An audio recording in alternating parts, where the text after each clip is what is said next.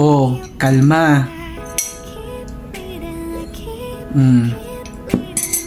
Ginawa ka na namang rebound. Pero anong ginawa mo? Shoot ka na nga ng 3 points, dinribble ka na nga paulit-ulit. Pero tinanggap mo pa rin kasi mahal mo pa rin. Nagmumukha ka na nga tanga, niloloko ka na nga harap-harapan, pero naniniwala ka pa rin sa kanya. Bakit? Natatakot ka. Natatakot ka kasi hindi ka na makakakita ng katulad niya. Hindi totoo yun.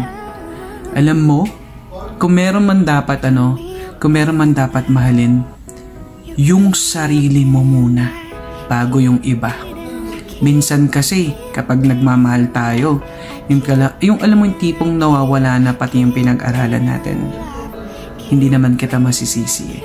Kahit naman sino nasa situation mo, kung mahal mo yung tao, talagang ibibigay mo yung lahat.